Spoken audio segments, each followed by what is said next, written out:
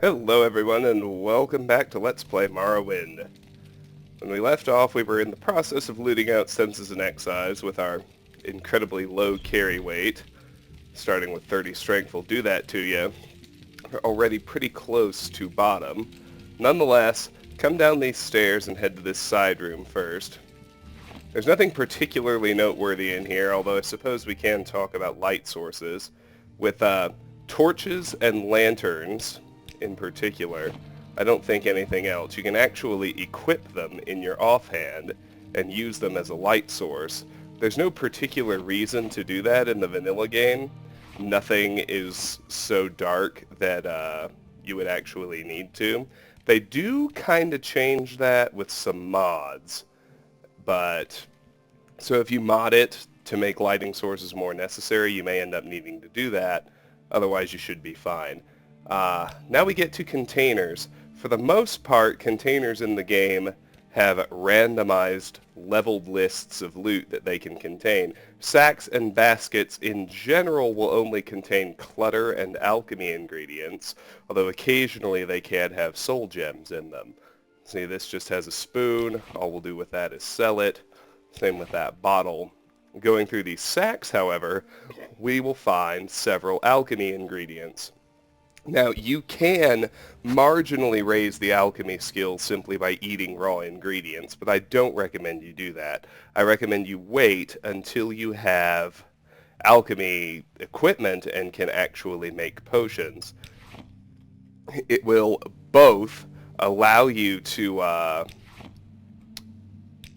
raise the skill much faster, and in addition, it will become a massive source of revenue and empowerment.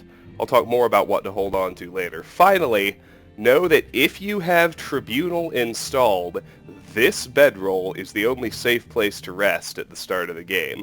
This cell is excluded from the possibility of triggering a Dark Brotherhood attack, presumably because they didn't want to break character creation. If you rest anywhere outside the Census and Excise office, you can trigger the Dark Brotherhood attack. Now, of course, I want to trigger it in order to get that sweet, sweet light armor, but it's rough, and especially at high difficulty, so this is a safe place to rest if you need it. Let's pick up the rest of this stuff, starting with these baskets, because why not? More alchemy ingredients, that's great. And let's talk a bit about ingredients. You'll see they have between 1 and 4 effects depending on what the ingredient is, and at the moment I can only see the first effect. My alchemy skill is at 15. When it hits 30, I'll be able to see the second effect. At 45, I'll be able to see the third, and at 60, I'll be able to see all 4 if it has that many. I'll wait till I get a mortar and pestle to actually talk about potion making. So let's just grab the rest of this stuff. Noteworthy up here, apart from all the clutter, are 2 bottles of Mazda. Liquor in this game is a great way to bail yourself out if you have a carry weight emergency. You'll notice that even though it has some downsides, it does fortify strength 20 points for 60 seconds. So you can use it in really one of 2 ways. You can use it to hit harder in a melee combat emergency, or you can use it if your strength gets drained and you find yourself over encumbered and you need to free yourself up to move. We're at 146, that weighs 5, so we actually can't pick it up. But here is another book, The Firmament by Folke. Now I've got a book list, just like I have for Skyrim, so let me find and remove this one as we read it. The Firmament. If you are familiar with my Skyrim playthrough, you'll recall that I actually said a lot of the books in Skyrim were written for and lifted from Morrowind. That's true, and I'm sure you're seeing it already. The Firmament by Folke. The stars of Tamriel are divided into 13 constellations. 3 of them are the major constellations known as the Guardians. These are the Warrior, the Mage, and the Thief. Each of the Guardians protects its 3 charges from the 13th constellation, the Serpent. When the sun rises near one of the constellations, it is that constellation's season. Each constellation has a season of approximately 1 month. The serpent has no season, for it moves about in the heavens, usually threatening one of the other constellations. The warrior. The warrior is the first guardian constellation, and he protects his charges during their seasons. The warrior's own season is last seed, when his strength is needed for the harvest. His charges are the lady, the steed, and the lord. Those born under the sign of the warrior are skilled with weapons of all kinds, but prone to short tempers. The mage. The mage is a guardian constellation whose season is Rain's Hand, when magicka was first used by men. His charges are the apprentice, the golem, and the ritual. Those born under the mage have more magicka and talent for all kinds of spell casting, but are often arrogant and absent-minded. The thief. The thief is the last guardian constellation, and her season is the darkest month of Evening Star. Her charges are the lover, the shadow, and the tower. Those born under the sign of the thief are not typically thieves, though they take risks more often and only rarely come to harm. They will run out of luck eventually, however, and rarely live as long as those born under other signs. The serpent. The serpent wanders about in the sky and has no season, though its motions are predictable to a degree. No characteristics are common to all who are born under the sign of the serpent. Those born under this sign are the most blessed and the most cursed. The lady. The lady is one of the warrior's charges, and her season is Heartfire. Those born under the sign of the lady are kind and tolerant. The steed. The steed is one of the warrior's charges, and her season is mid-year. Those born under the sign of the steed are impatient and always hurrying from one place to another. The lord. The lord's season is first seed, and he oversees all of Tamriel during the planting. Those born under the sign of the lord are stronger and healthier than those born under other signs. The apprentice. The apprentice's season is sun's height. Those born under the sign of the apprentice have a special affinity for magic of all kinds, but are more vulnerable to magic as well. The Atronach. The Atronach, often called the Golem, is one of the mage's charges. Its season is sun's dusk. Those born under this sign are natural sorcerers with deep reserves of magicka, but they cannot generate magicka of their own. The Ritual. The Ritual is one of the mage's charges, and its season is Morning Star.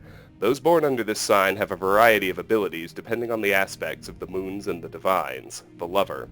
The Lover is one of the thief's charges, and her season is Sun's Dawn. Those born under the sign of the Lover are graceful and passionate. The Shadow.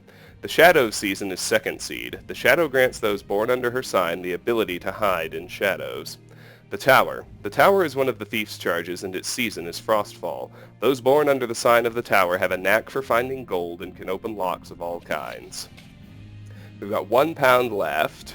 Well, we can't take any of that. Or any of that. That small chest with its level 1 lock is something we'll need to come back and open as soon as we find some thief tools. So let me mark it on my backlog right quick.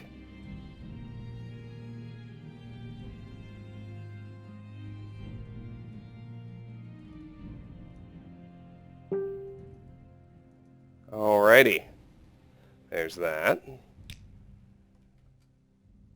Now if we turn around, come over here, basket's too heavy. This bread we can pick up. We can also grab this paper. Oh, just kidding, we're over encumbered. Now, this game takes encumbrance a bit more seriously than, much like Oblivion, than did Fallout 3 or Skyrim or even Fallout 4. Fallout 4 survival mode might be more serious in that it actually does health damage to you. But in these games, if you get over encumbered, you simply cannot move until you get your carry weight low enough. So we're still low here. What can I get? Another bread, and that's probably it. Now, let's talk about storage and what to save and what to sell, since this is going to be our first operating base. Not for very long. These containers have weight limits for how much stuff you can store inside them. Fortunately, most of this stuff is just stuff we're going to sell anyway. We're going to keep the only clothes, we're going to keep our enchanted item, we're going to keep the only weapon we found. Mazda is for sale. All alchemy ingredients, definitely save until you can use them to make potions. So let's just drop in all of the stuff that we've found, unless it's for sale. I'll get more into specific ingredients to avoid using after I get a mortar and pestle, but this is going to free up a little bit of carry weight, so maybe we can pick up a little more stuff before we leave the office. Books are great to sell because they're worth a lot of money. These are quest items, so we'll stash them for now until we're actually ready to go visit Caius Cosades. That Restore Health enchantment can bail us out in an emergency, so we'll hold on to that. Selling, basically I'm just trying to drop off anything I don't want to sell, and then I'll leave with anything I do. Alright, so all the rest of this junk is just for sale. Pretty straightforward.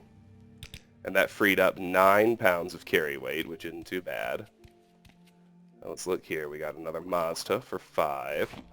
We got, oh, that bowl still managed to over-encumber me. Go figure. There's the 2-pound version. There we go. Okay. Now let's turn around and see what we can do over here. I can at least grab the paper. I still got some spare weight.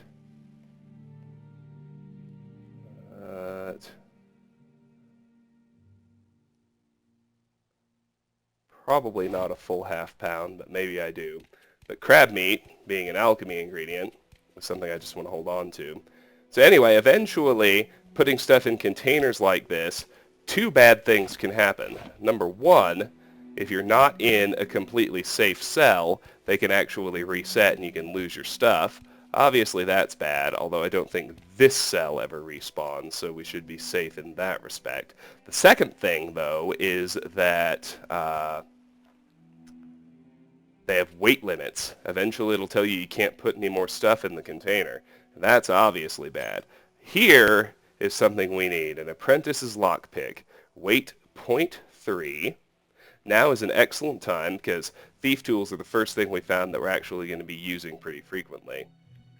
So you can't move hand to hand off of your 0 hotkey. To access your quick key menu, hit F1, click on quick key slot to add a spell, magic item, or inventory item. So I'll start. This is the first thing I actually want hotkeyed. My apprentice's lockpick is going in quick key slot number 9. Now let's talk about lockpicking. Let's head back in here. You want to make sure before you attempt to lockpick that your fatigue is at maximum. So if I crouch here at the lock level 100 door, we see a notification, lock to complex. That means that we have no chance of picking the lock no matter how many times we try. Now you'll look, there's an apprentice's lockpick with a quality rating. Apprentices is typically the worst in the game. It goes up to journeyman's, generally speaking, goes apprentices, journeyman's, experts, masters, with a few other variations depending on which tool we're talking about. The big thing you'll notice, though, is the number of uses. Whether you fail or succeed, you only get 25 lockpick attempts out of your lockpick, which is why I generally save scum and try to only burn a single use per lock. Otherwise, you run out of thieves' tools pretty fast, and that's just not cool. Your ability to pick a lock is a function of, although the security skill is governed by intelligence, so if you raise security, it'll contribute to an intelligence multiplier at level up. Your ability to pick locks, the actual formula, relies on your agility, coupled with your luck, coupled with your security skill, coupled with the quality of your lockpick. All go into determining whether or not you can pick a lock at all and what your chance is, between 1 and 100. So the 100 level lock, we currently have 0 chance of picking. So let's head over here, see if this one, if there's even hope. No, you'll see the lock is too complex, or rather a level 50 lock is too complex for us to open. So Let's try a level 10. This one I suspect we will be able to open, even with our minimal security skill of 10 and our starting agility. I kept security freely usable because I want to be able to pick locks from the very beginning. So you'll see lockpick failed. That means I can pick this lock successfully. I just didn't that time. So when it comes to something like this, whether it's repairing equipment or picking locks or making potions, anything where there's a failure chance and I don't want to eat failures and I'm going to save scum, I'll edit out the save scumming and you can rejoin me when I successfully pick the lock. So I'll see you once this lock is open. And we're back. It only took me about 5 tries. So we find 30 gold. Delightful. So we can take the level 10. How may I help you, Altmer? We can take the level 10 lock off the list. And you'll see here, even though it was a successful lockpick, I still burned a use. So you have to bear that in mind. I know a lot of people don't like save scumming, but I really do recommend you use it at the very least.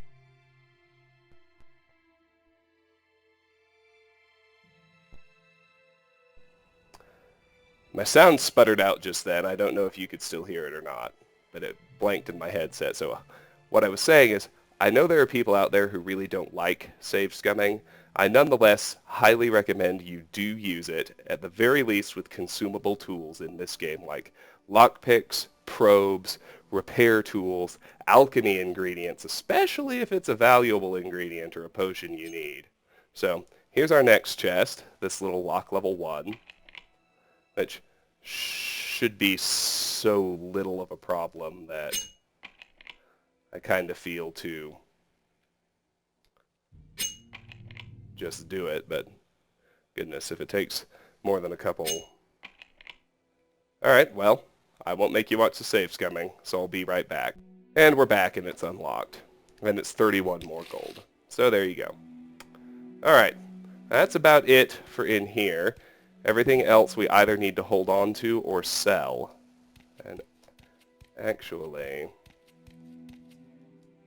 I don't particularly feel like leaving behind the package and directions to Chaos Cosades either. So let's keep those on me, just aware that we've stashed all our alchemy ingredients in here.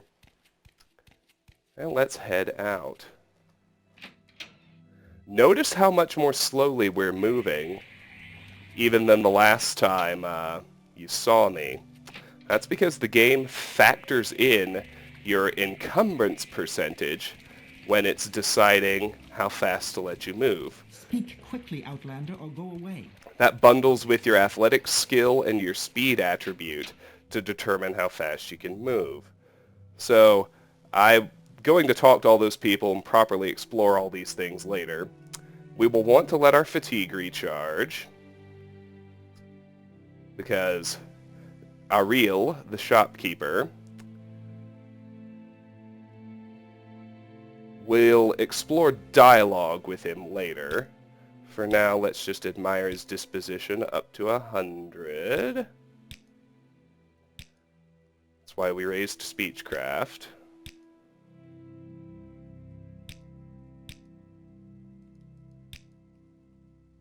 Now this, you don't have to scum to the extent of, what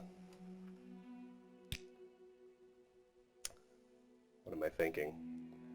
I forgot what I was thinking. Anyway, he's got 800 gold, so let's talk about bartering. Everything is divided into categories. Right now we're looking at his whole inventory and our whole inventory. Weapons, clothing, magic items, and miscellaneous. Magic items covers potions, including alcohol for whatever reason. That 800 gold is set, but it resets every 24 hours as opposed to every 17 like the later games. So Ariel is a general trader. We should just be able to sell him everything. Don't haggle until you're ready. These plus and minus buttons, as well as the max sale button, are essentially mechanisms for haggling. You don't want to haggle until you're actually ready to raise your mercantile skill. So everything we're carrying except the one weapon we have, our thief tools, the stuff we're wearing, and the stuff for Caius Cosades is free to sell. So let's sell him everything. Or at least until it hits 800. Now because we can't haggle yet, that's why we raised his disposition to 100. Because that gives us pretty darn good prices, even if we don't bother haggling. So there goes that limeware platter, which you saw a big jump in the value of what we were getting. Shouldn't surprise you. There we go. Alright, let's just sell it for now. We'll worry about getting stuff we need later. Let's return to the Census and Excise office to finish looting.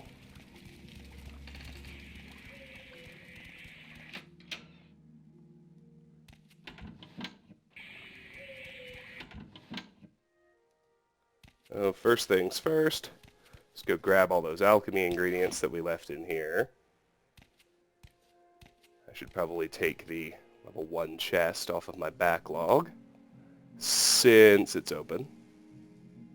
And let's grab the basket, grab the rest of the stuff off the table.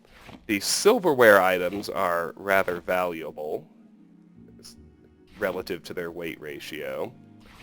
And Flynn is one of the two really great alcohols, the other being Cyrodiilic brandy, and that it has no downsides. You drink this, it's just pure fortify willpower, fortify strength.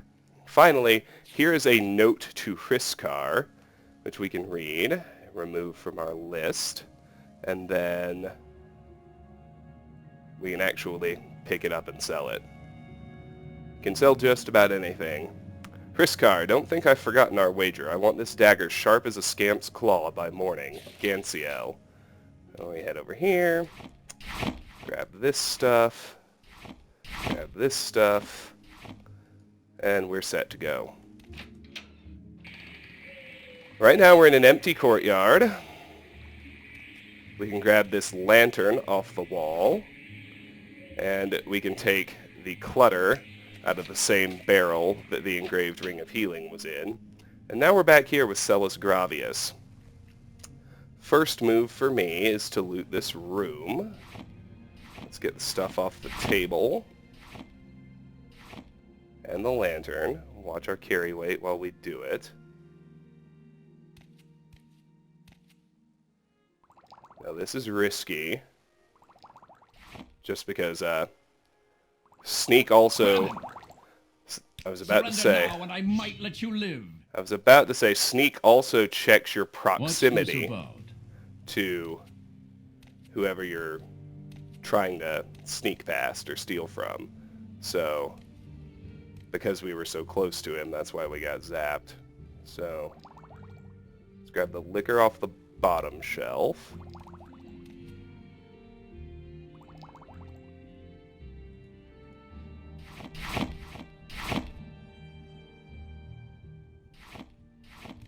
Trying to get the more dangerous stuff that's out close to him first. You've stolen for the last time. Let's hear it. Alright, well, I don't much like him facing that way. It's tougher on me, but 140, 142, 144, 45. You've made your last mistake, thief. We have a little bit more stuff to get. Any time now. You can see a key on that shelf. I'm going to ignore keys because I want to use locks to train the security skill. And you can pick every lock in the game eventually, so... Yeah, we've got a warehouse key. Let's just ignore that. Let's grab one of these plates. 148. And the tankards. 149, 150. Just kidding. Can't carry the tankard. Let's drop that. everything else is even heavier. Let's make a quick trip back to our reel.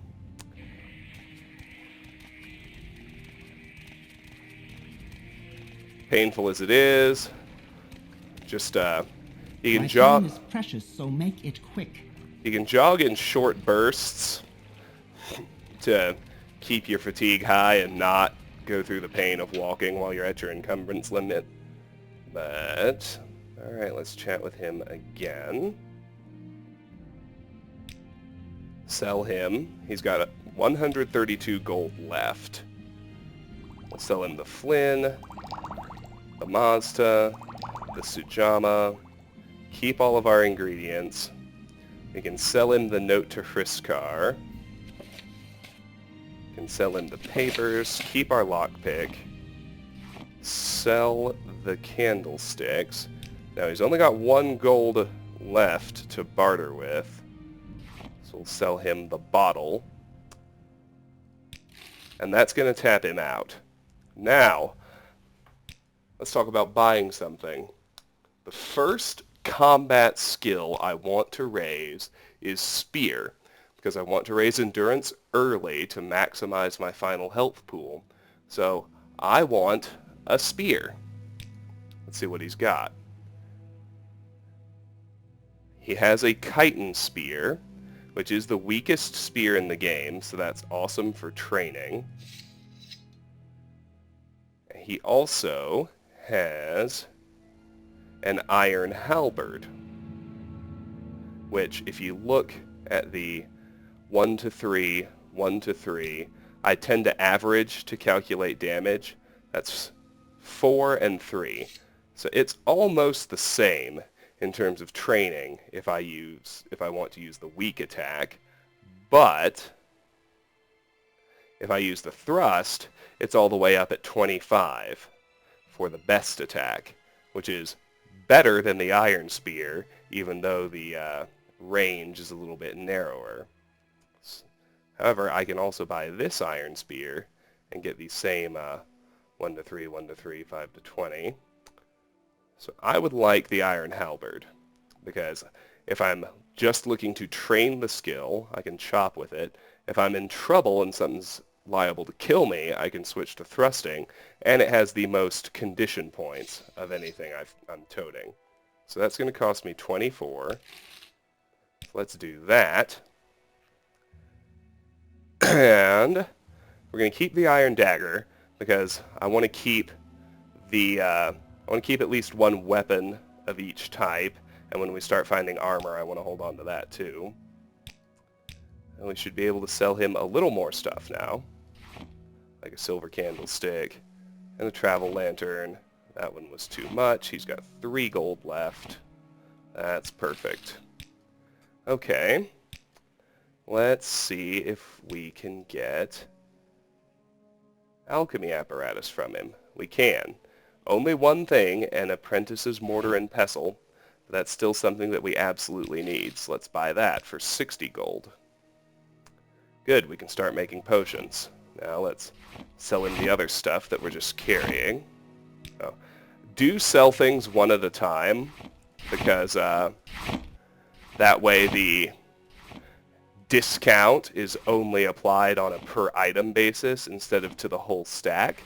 You end up doing much, much better for yourself if you sell one at a time. So he's got 2 gold left. Can probably do the tankard. Anything else is going to be a problem. He's got 1 gold left. That's fine. Shouldn't need any more weapons just yet. I would be interested if he had something silver quality or better in a category I could use, which would be spear, so that I could ensure that I'm able to kill things that resist normal weapons. But the iron halberd is the highest quality spear he has. So let's look through his armor. I generally like to train unarmored first. Heavy armor and medium armor both factor into my leveling plan, so we don't want to do them. We could buy light armor, but considering that the Dark Brotherhood armor is better than everything he's selling, and we're going to get it as soon as we sleep. Buying anything other than glass armor, at least in the light space, would be a waste of money. So let's not. Let's look at what else he has. Scrolls are pretty awesome. But we probably won't end up using many of them unless he's got a scroll of Soul Trap, which he doesn't. Let's ignore that. Now let's look over here. Let's see if there are any ingredients that we need to buy. So anything that's in a stack of 5 is something that he's going to restock. Anything that's not stacked, on the other hand, is something he's carrying randomly. So let's look at his ingredients and see what, if anything, we need. We want calm berries because we're playing an Atronach and they have the Restore Magicka effect. So let's buy that. Cork bulb roots, we don't need. Droog wax is we don't need. A large Quama egg we don't need. Netch leather has the Fortify Intelligence effect, which is one of the things we are going to need later in order to empower our character. So we will certainly take hold of that. This is all stuff we sold him. He has 5 Journeyman's Lockpicks. Those are restocking. That's fantastic. We'll come back later when our Apprentice's pick runs out if we need more, because those restock. He's got a Journeyman's Probe. I will go ahead and buy one because it doesn't... what's the word I'm looking for? Because I don't have one yet. And similarly, I will buy a Journeyman's Armorer's Hammer because I don't have one of those either. So let's do that. Let's see if I can sell him 45 more gold worth of stuff. 49, too much. 41, 51, too much. That's fine. Now let's look at his spells. We can buy all of his spells, and I recommend we do. So, Absorb Fatigue. I usually just buy every spell somebody has. Jack of Trades, which... Hearth Heal. Spark. Frostbite. Fireball. Resist Magicka. Father's Hand. Now we spent almost all of our gold buying those spells, but that's okay. He's at 880 now, and we can easily sell the rest of that silverware, which is great. Let's head back to these senses and excise again, but let's play with our quick keys a bit more. So let's put the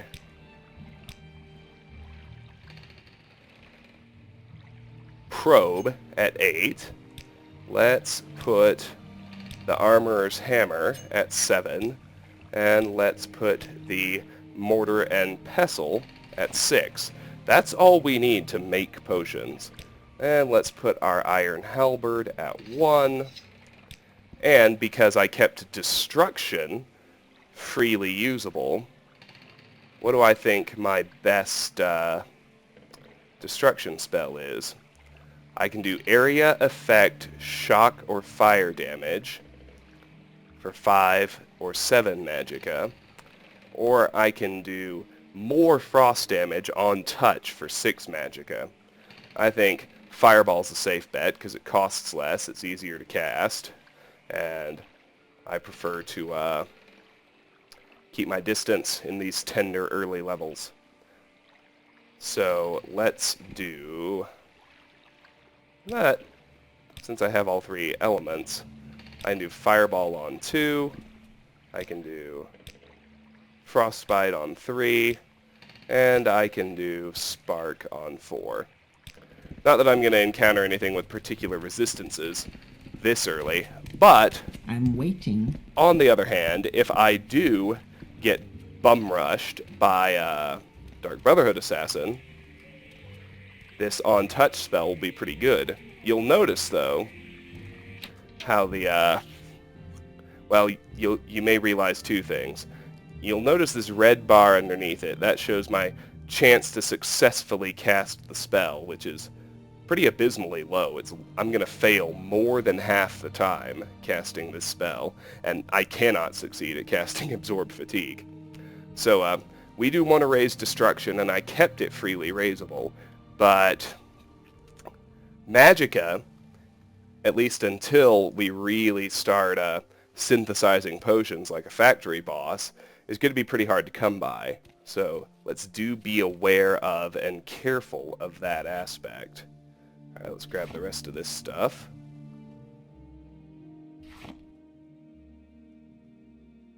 What's this about? About you turning your ass around until I finish stealing this shit. That's what. Okay. Anyway. We got goblets times 3, 2, 1, 0. Then we have a bucket and a broom. Alright. Let's go sell that stuff, and then we'll come back here to chat with Celis Gravius, and we'll actually have senses and excise fully cleared quickly, out, Outlander, or go away. which is awesome. Alright. Let our fatigue recharge. Don't forget to do that. Get you more, To be sure. get you more goodies. So, we can now sell a reel. The broom, the bucket, the goblet, the silverware, and the tankard. And just make a little bit of our gold back. Now, here's the next thing I want to do. I want to talk to you about making potions. I want to sell him I want to make potions out of everything I found in the office and sell them to him. So, if I hit my alchemy hotkey, the alchemy menu pops up. It shows the apparatus I'm carrying, which right now is just the apprentice's mortar and pestle. It shows you the ingredients. You can select 2 ingredients, and over here, regardless of your skill, it'll tell you whether or not they make a potion. So you can see Ashiam and Black Anther doesn't make a potion, so don't do that. Now Ashiam has the Fortify Intelligence effect, which we need to hold on to, so we're not going to use that at all anyway. But Black Anther is fine. Doesn't mix with bread. Doesn't mix with chokeweed. We need to hold on to Comberry unless we have something else that does restore magicka, which I don't think we do. Crab meat, grave dust, heather, Kagudi hide, no. Cresh fiber, no. Large Kwama egg, no. Netch leather has Fortify Intelligence on it, so leave that alone. Scales, no. Scamp skin, no. Scrib jerky, no. Slowed soap, no. Small Kwama egg, no. Stone flower petals, no. And trauma root, no. So we got nothing that mixes with Black Anther. That's fine. Bread and chokeweed can make a potion of restore fatigue. Great. So let me quick save. And we'll just do bread and chokeweed. And I will probably fail at creating the potion. See, your potion failed. So, regardless, what I'm going to do is systematically go through the entire ingredient list and save scum until I'm able to successfully make potions out of everything, because I kept alchemy freely usable and I want to start raising it. So I'll be back when I'm done with this little alchemy session and I'll show you what the results are. Alright, we're back. I was able to raise alchemy 1 rank from 15 to 16. I made 1, 2, 3, 4, 5, 6, 7, 8, 9, 10, 11 potions. And you'll see I held on to my Ashiams, my Comberry, my Netch leather. And this other stuff I held on to because I wasn't able to make anything with it. Let's look back at a reel again. This time, Let's begin by selling him all the worthless potions I just made. I will tell you that anything with a negative effect truly is useless in this game. You cannot poison weapons like you can in later instances of the Elder Scrolls. 77 gold, that's not too bad. Now, what does he restock?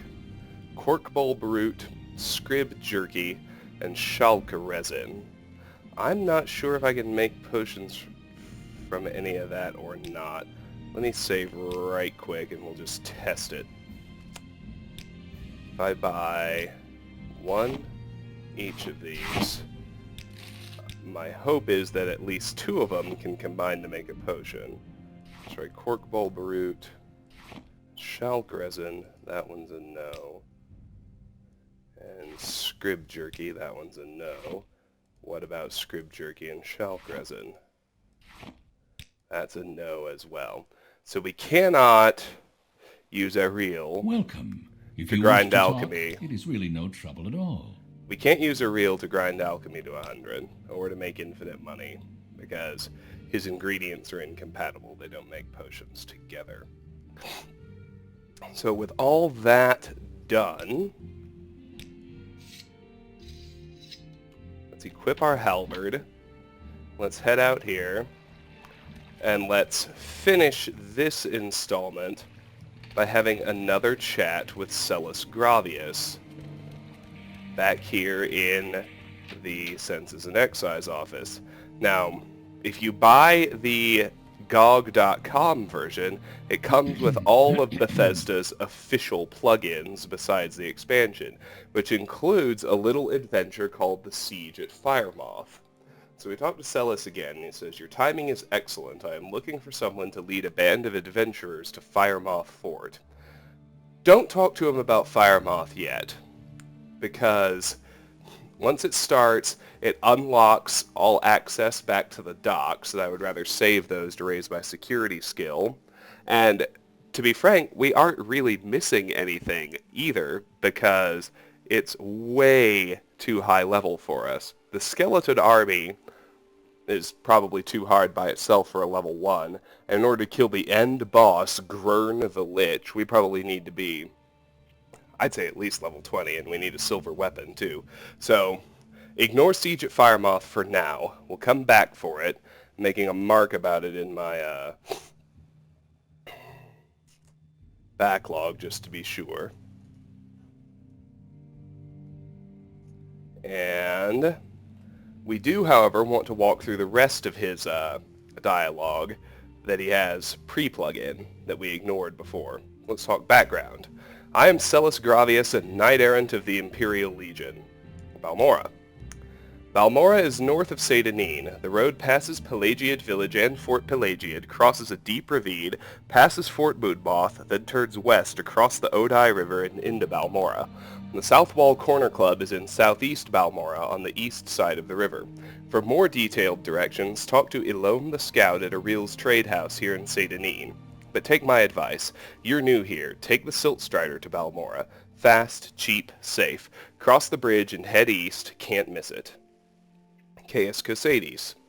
Report to Caius Cosades in Balmora. I can't tell you where to find him, but you are to go to the South Wall Corner Club and ask for him. Someone there can direct you to him. Duties. You know your duties. Take that package to Caius Cosades in Balmora. Imperial. I'm proud to be an Imperial. Through our legions and rule of law, we've brought peace and civilization to the provinces of Tamriel. Now, pretty quickly as we start doing this, we'll start encountering repeat dialogue blurbs. I will only read it out loud the first time we encounter each given blurb. Now, I'll be relying on my memory for that, so it may be a bit sketchy, but if it's something I've seen before, I ought to be pretty close to it. So, Imperial Legion we saw. Join the Imperial Legion we saw. Morrowind. That's the same. My trade. I am a knight-errant of the Order of Ebonheart and an Imperial emissary attached to the Census and Excise office here in Seydanine. Alright. Silt Strider. Siltstriders carry passengers and cargo between settlements on Vardenfell. Fares depend on distance to be traveled. Siltstriders are giant insects. A compartment for passengers and cargo is hollowed from the creature's shell. The driver directs the beast by directly manipulating exposed organs and tissues. Siltstriders travel between Alderun, Balmora, Seyda-Neen, Suran, Nissus, Molagmar, Margon, and North Landing near Vivek. Solstheim. A terrible place, I've heard. There's a boat from Kuul if you have any reason to go. Uriel Septim. Yes, Uriel Septim is still the Emperor. According to my instructions, he personally authorized your release from prison and your delivery here. It's all very mysterious, but that's the way the Empire works. Silence, secrecy, let not the left hand know what the right is doing. What the right hand is doing. The Empire. Yes, of course this is the Empire. This is Vardenfell district of the province of Morrowind, and Morrowind has been part of the Empire for over 400 years. The current Emperor is Uriel Septim, 24th of the Septim line. You haven't been in prison that long, have you? Nothing wrong with your head, is there? The men said you were acting a little strange when they brought you in from the ship.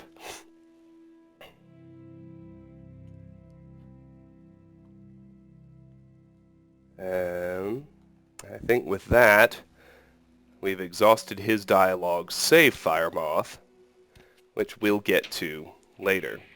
So let's head outside, and really quickly I'll just let you know that there are 2 level 10 locks over here at the Census and Excise gate. I'm going to end the video here, but I am going to pick these open off screen just to see if we can get the security skill to go up a little bit. So I'll do that off screen, but until then, this has been Let's Play Morrowind. We're really, we're starting to get rolling already. We've got a weapon that we can use. We've got alchemy gear. We've got an armorer's hammer. We've got thief tools. We're level 1, and we're as weak as a kitten, but we're in business. And I almost forgot, we have a very nice array of spells and even a healing enchanted ring. So we can start tentatively adventuring, but first we're going to do everything we can within the confines of Seyda-Neen. So, like I said, off screen I'm going to pick open both sides of this gate. Hopefully that'll raise the security skill. I'll see you next time with that done. Until then, thank you so much for watching. If you enjoy my videos, please consider clicking an ad, liking, sharing, or subscribing, any or all of which really help me out. Regardless, please know that I really appreciate the time you spend watching, and hope you have a fantastic day. Bye-bye. Just kidding. One quick thing. So both these gates are open now, and it turns out that this one stays unlocked from this side and remains locked from this side. How may I help you, Altmer? So we can go ahead and head through here and speak to Celis Gravius about Firemoth. After all, your timing is excellent. I am looking for someone to lead a band of adventurers to Firemoth Fort. This Imperial fort offshore to the west was captured years ago by the undead horde of Grurn, who literally marched out of the ocean and overran the garrison there. The survivors were forced to leave behind the ward of Akavir, and I'm looking for someone to lead a group to retrieve it. Are you up for it? I can lead this group. Show me the way. Excellent. Head out back to the dock. You'll meet your crew there. Talk to the boat captain about the trip to Firemoth. May the divines go with you, and with our blessings. Your journal has been updated. Firemoth, it is imperative that you return the Ward of Akavir to me. We must avenge our humiliating defeat there. Ward of Akavir. It's an enchanted shield made from the skin of a dragon. The legions hold this priceless artifact in high regard. It must be retrieved from Firemoth Fort if we are to preserve our honor. And incidentally, those 2 lockpickings did not raise security. It's still at 10. What? So even with Siege at Firemoth active, if we head back here, this door remains locked, so we'll still be able to use it to train security once we're able to pick open level 100 locks. And in the meantime, if we look at our journal, Celis Gravius of Seyda-Neen has tasked me with leading a band of adventurers out to the overrun fort of Firemoth. It is there that we will fight the skeleton army of Grurn and return with the Ward of Akavir. So, I looked it up. it turns out that Grern doesn't resist normal weapons, so I'm toying with the idea of going ahead and doing this. As long as I trip a Dark Brotherhood assassin for a nice set of light armor and stock up on repair tools, I think I should be able to get through it okay. But in the meantime, just note that a new ship appears with all these folks on it. We can go ahead and chat with 3 of them. This scent is new. I don't want to inadvertently raise acrobatics, though. So I'm just going to jump out there and show you that they don't actually say anything. This scent is So we've got Mara. I've seen worse. Lead on. Goodbye. Aranil. I'll follow you. I hope you know what you're doing. Goodbye. And Hrondir. Lead the way. We're here to kill. Goodbye. It's exceedingly unlikely that our 3 friends are going to survive the trip, but prey approaches. that's kind of baked into the cake. Here's Silmdar. Are you ready to sail to Firemoth Fort? Yes or no? No. I will wait here until you are ready. Fair enough. So, we'll at least clear out Satanine before we head out to Firemoth. So, now, with that little bit of business handled, we're actually done in the Census and Excise office. For now, later quests will bring us back here. Until next time, thank you very much for watching and have a fantastic day. Bye-bye.